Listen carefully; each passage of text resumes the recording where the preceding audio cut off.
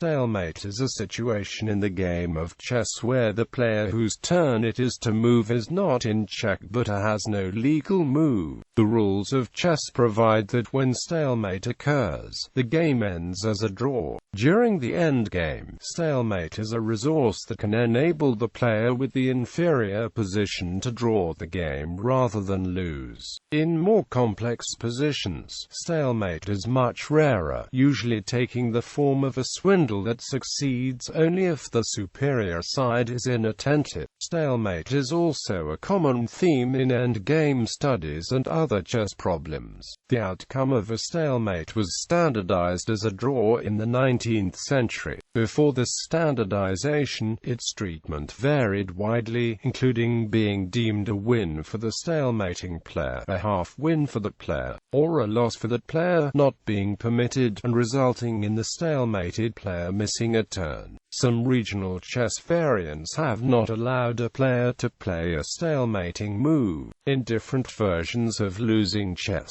another chess variant, stalemate, may or may not be treated as a draw. In popular usage, the word stalemate refers to a conflict that has reached an impasse, and in which resolution of further action seems highly difficult or unlikely.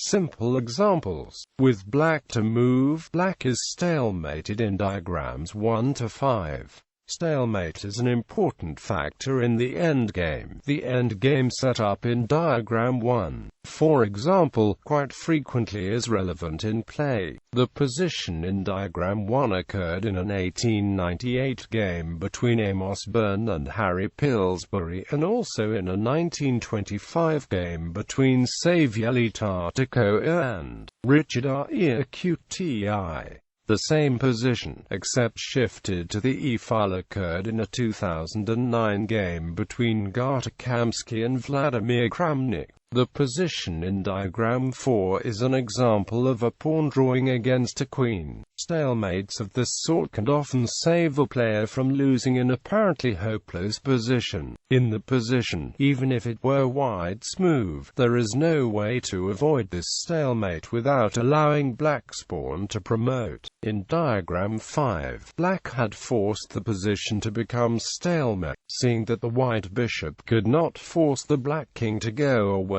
from the queening square of the rook pawn. Stalemate in the endgame. As the previous section suggests, stalemate is a typical element of the endgame, often enabling the player with the inferior position to draw the game. Concerning chess, below are some examples of this from actual play. Anand vs Kramnik. In this game between Viswanathan Anand and Vladimir Kramnik from the 2007 World Chess Championship, black must capture the pawn on f5, causing stalemate. Korchnoi vs Karpov. An intentional stalemate occurred on the 124th move of the 5th game of the 1978 World Championship match between Anatoly Karpov and Viktor Korchnoi. The game had been a theoretical draw for many moves. However, the players were not on speaking terms, so neither would offer a draw by agreement. Korchnoi said that it gave him pleasure to stalemate Karpov and that it was slightly humiliating. Bernstein vs Smyslov. Sometimes a surprise stalemate saves a game. In the game between Osip Bernstein and Vasily Smyslov, black should win by sacrificing the f-pawn and using the king to support the b-pawn. However, Smyslov thought it was good to advance the b-pawn, because of the skewer of the rook if it captures the pawn once it is on b2. Play went 1, b2, 2, rx b2, now f2, rh2 plus 3, kf3, rx b2 is stalemate. Smyslov moved 2, kilogram 4 and the game was drawn after 3. Kf1. Machlovich vs Minov. In the Bernstein-Smyslov game, the possibility of stalemate arose because of a blunder. It can arise without one, as in the game Milan Machlovich vs Nikolai Minov. Play continued. 3. F4. The only meaningful attempt to make progress. Now all black moves lose with one exception. 3. Rx-A6, and now 4 Rx-A6 would be stalemate. White played 4 Rc5 plus instead, and the game was drawn several moves later. Williams versus Harwoods. In the game between Elijah Williams and Daniel Harwoods, black was up a knight under pawn in an endgame. This would normally be a decisive material advantage, but black could find no way to make progress because of various stalemate resources available to white. The game continued. 72. Ra8 73. Rc1 Ke3 avoiding the threat, and 73. Nc2 plus 74. Rc4 Ra4 75. Rc1 Kd2 76. Rc4 Kd3 76. Nc2 plus 77. Rxc2 plus. Kxc2 is stalemate. 77. Rc3 plus. Kd4 77. Kxc3 is stalemate. 78. Rc1 Ra3 79. Road 1 plus Kc5 79. Road 380. Rxd3 plus leaves black with insufficient material to win after 80. Nxd3 81. Kxa2, or a standard fortress in a corner draw after 80. Kxd3 80. Rc1 plus Kb5 81. Rc7 and d5 82. Rc2 Nc3 83. Rb2 plus Kc4 84. Rb3. Now the players agreed to a draw since 84. Kxb3 or 84. Rxb3 is stalemate, as is 84. Ra8 85. Rxc3 plus. Kxc3. Black could still win the game until his critical mistake 82. Nc3. Instead, 82. Nb4 wins, for example, 83. Rc8 3 84. Rb8 plus Kc5 85. Rc8 plus Kd5 86. Road 8 plus Kc6 87. Ra8 1 plus 88. Kb2 Kc5 89. Kc3 A1 equals Q and wins. Carlsen vs Van Wely. This 2007 game between Magnus Carlsen and Loke Van Wely ended in stalemate. 16-year-old Carlsen had adroitly used the second-ranked defense in a rook and bishop versus rook endgame for 46 moves. The 50-move rule was about to come into effect, under which Carlsen could claim a draw. The game ended with 109. Rc2 d2 plus bx d2 stalemate. More complex examples. Stalemate can also occur with more pieces on the board, outside of relatively simple endgame positions, such as those above. Stalemate occurs rarely, usually when the side with the superior position has overlooked the possibility of stalemate. This is typically realized by the inferior side's sacrifice of one or more pieces in order to force stalemate. A piece that is offered as a sacrifice to bring about stalemate is sometimes called a desperado. Evans vs Reshevsky. One of the best-known examples of the desperado is a game by Larry Evans vs Reshevsky, which was dubbed the swindle of the century. Evans sacrificed his queen on move 49 and offered his rook on move 50. White's rook has been called the eternal rook. Capturing it results in stalemate, but otherwise it stays on the 7th rank and checks black's king ad infinitum. The game would inevitably end in a draw by agreement by threefold repetition, or by an eventual claim under the 50-move rule. 47. H4. Re2 plus 48. Kh1 Qxg3. After 48, Ug6. 49, Rf8 Qe6. 50, Rh8 plus kilogram 6. Black remains a piece ahead after 51, Qxe6 Nxe6, or forces mate after 51. Gxf4 Re1 plus and 52, Qa2 plus 49, Qg8 plus. kxg850. Rxg7 plus. Gelfond vs Kramnik. The position at right occurred in Gelfond-Kramnik FIDE candidates match. Game 6, Sangi Naga 1994. Kramnik, down 2 pawns and on the defensive, would be very happy with a draw. Gelfond has just played 67. Re4 e7, a strong-looking move that threatens 68. Qxf6, winning a third pawn, or 68. Rc7, further constricting black. Black responded 67. Qc1. If white takes black's undefended rook with 68, Qxd8, black's desperado queen forces the draw with 68. Qh1 plus 69, kilogram 3 Qh2 plus, compelling 70, Kxh2 stalemate. If white avoids the stalemate with 68, Rxg7 plus Kxg7 69, Qxd8, black draws by perpetual check with 69. Qh1 plus 70, kilogram 3 Qg1 plus 71, Kf4 Qc1 plus 72, K4 Qc6 plus 73, Kd3, Qxf3 plus 74, Kd2 Qg2 plus 75, Kc3 Qc6 plus 76, Kb4 Qb5 plus 77, K3 Qd3 plus. Gelfond played 68, d5 instead, but still only drew. Troitsky vs. Vogt. In Troitsky Vogt 1896, the famous endgame study composer pulled off an elegant swindle in actual play. After Troitsky's 1. Road 1, black fell into the trap with the seemingly crushing 1. Bh3, threatening 2, Ug2 hash. The game concluded 2. Rxd8 plus Kxd8 3. Qd1 plus.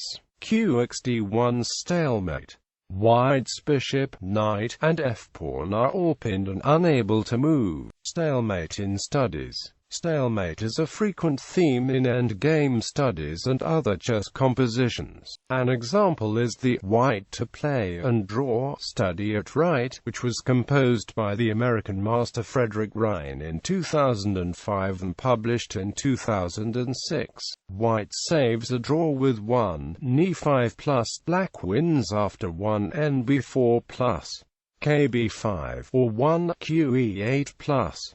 Bxe8 2, n5 plus kb5, 3, rxb2 plus nb3, 1, bxe5 after 1, kb5, 2, rxb2 plus nb3 3, rxc4, qxe3 4, rxb3 plus qxb3 5, qh1, bf5 plus 6, kd8, white is winning.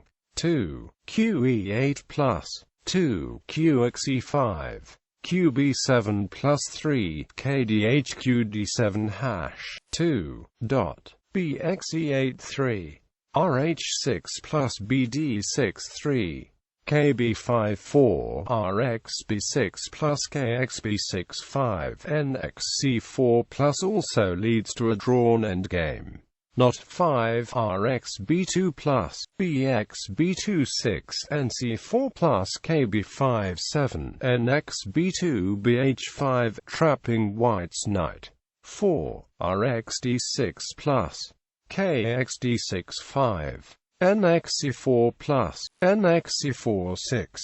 Rxb6 plus nxb6 plus. Moving the king is actually a better try, but the resulting endgame of 2 knights and a bishop against a rook is a well-established theoretical draw. 7. Kd8. Black is 3 pieces ahead, but if white is allowed to take the bishop, the 2 knights are insufficient to force checkmate. The only way to save the bishop is to move it, resulting in stalemate. A similar idea occasionally enables the inferior side to save a draw in the ending of bishop, knight, and king versus lone king. At right is a composition by A. J. Roycroft which was published in the British Chess magazine in 1957. White draws with 1, c7, after which there are two main lines. 1, f5 2, c8 equals q bc3 3.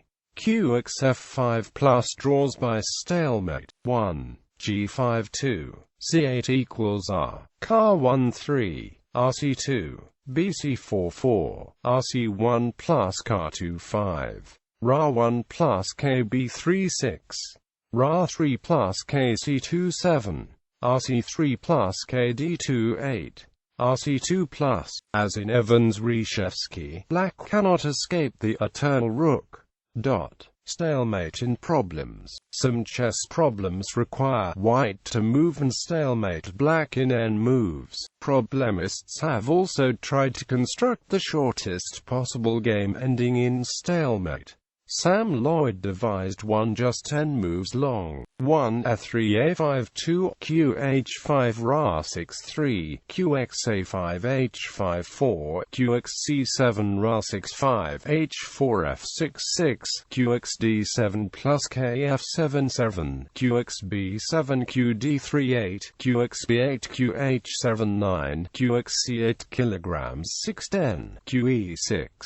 A similar stalemate is reached after 1 d4 c5 2 dx c5 f6 3 qx d7 plus kf7 4 qx d8 bf 5 5 qx b8 h5 6 qx a8 rh6 7 qx b7 a6 8 qx a6 bh7 9 h4 kilograms 6 10 qe6.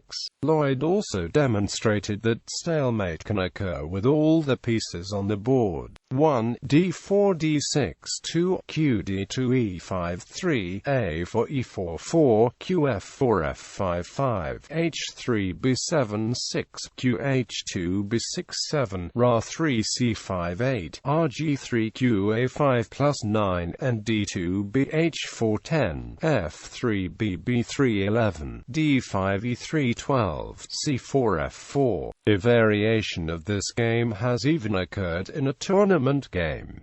Double stalemate. There are peculiar chess compositions featuring double stalemate. At left and at right are double stalemate positions, in which neither side has a legal move. Such positions are not seen in practical play. There is also a bizarre chess variant, Patchak, that begins from a double stalemate position. Each player begins by making an illegal move, and then normal play begins. Since all pawns are just one step from promotion, they may only promote to captured pieces. If no pieces may be captured, pawns may not move to the last row. The fastest known game ending in a double stalemate position was discovered by Enzo Minerva and published in the Italian newspaper L'Unità on 14 August 2007 to 1 c4 d5 2 q b3 bh3 3 gx h3 f5 4 qx b7 kf7 5 qx a7 kilograms 6 6 f3 c5 7 qx c7 rx a2 8 kf2 rx b2 9 qx g7 plus kh5 10 qx g8 rx b1 11 rx b1 kh4 12 qx h8 h5 13 qh6 bx h6 14 rx b8 b3 plus 15 dx 3 qx b8 16 kilogram 2 qf4 17 x4 d4 18 b3 dx e3. History of the stalemate rule. The stalemate rule has had a convoluted history. Although today stalemate is universally recognized as a draw, for much of the game's history that has not been the case. In the forerunners to modern chess, such as Chaturanga, stalemate was a win for the side administering it. This practice persisted in chess as played in early 15th century Spain. However, Lucena treated stalemate as an inferior form of victory, which in games played for money won only half the stake, and this continued to be the case in Spain as late as 1600. The rule in England from about 1600 to 1800 was that stalemate was a loss for the player administering it, a rule that the eminent chess historian H.J.R. Murray believes may have been adopted from Russian chess. That rule disappeared in England before 1820, being replaced by the French and Italian rule that of stalemate was a drawn game. Assume that black is stalemated. Throughout history, such a stalemate has at various times been a win for white in 10th century Arabia and parts of medieval Europe, a half win for white in a game played for stakes. White would win half the stake, a win for black in 9th century India, 17th century Russia, on the central plain of Europe in the 17th century, and 17th-18th century England. This rule continued to be published in Hoyle's Games Improved as late as 1866. Not allowed. If white made a move that would stalemate black, he had to retract it and make a different move. Murray likewise read that in Hindustani chess and Parsi chess, two of the three principal forms of chess played in India as of 1913, a player was not allowed to play a move that would stalemate the opponent. The same was true of Burmese chess, another chess variant, at the time of writing. Stalemate was not permitted in most of the Eastern Asiatic forms of the game until early in the 20th century, the forfeiture of black's turn to move, although other medieval French sources treat stalemate as a draw. This was the rule in 13th century Italy and also stated in the German Krakow poem, which noted however that some players treated stalemate as equivalent to checkmate. This rule was ultimately adopted throughout Europe, but not in England until the 19th century, after being introduced there by Jacob Sarret.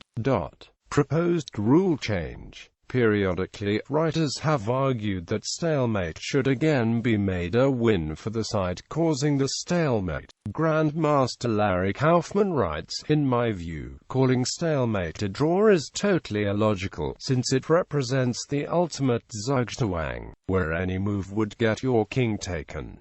The British master T.H. Tyler argued in a 1940 article in the British Chess magazine that the present rule, treating stalemate as a draw, is without historical foundation and irrational, and primarily responsible for a vast percentage of draws, and hence should be abolished. Years later, Fred Reinfeldt wrote, when Tyler wrote his attack on the stalemate rule, he released about his unhappy head a swarm of peevish maledictions that are still buzzing. Larry Evans calls the proposal to make stalemate a win for the stalemating player a crude proposal that would radically alter centuries of tradition and make chess boring. This rule change would cause a greater emphasis on material. An extra pawn would be a greater advantage than it is today. Effect on endgame theory. If stalemate were a loss for the player unable to move, the outcome of some endgames would be affected. In some situations the superior side can force stalemate but not checkmate. In others, the defending player can use stalemate as a defensive technique to avoid losing. If the proposed rule change were made, both of these situations would become wins for the superior side instead of draws.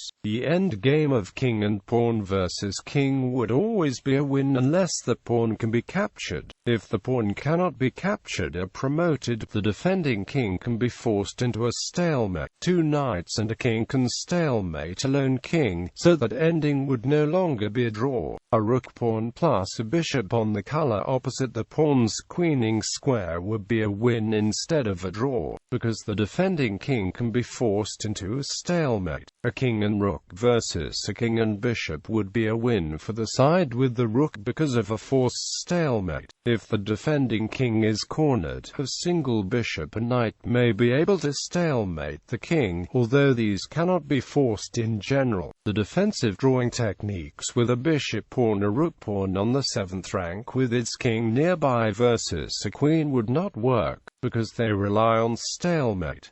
Chess variants. In losing chess, stalemate is not necessarily a draw. Depending on the variant, stalemate can be a draw or a win for either the player with fewer pieces or for the stalemated player. In Zhangqi and shogi, a stalemated player loses. Stalemate as a metaphor. Stalemate has become a widely used metaphor for other situations where there is a conflict or contest between two parties, such as war or political negotiations, and neither side is able to achieve victory, resulting in what is also called an impasse, a deadlock, or a Mexican standoff. Chess writers note that this usage is a misnomer because, unlike in chess, the situation is often a temporary one that is ultimately resolved, even if it seems currently intractable.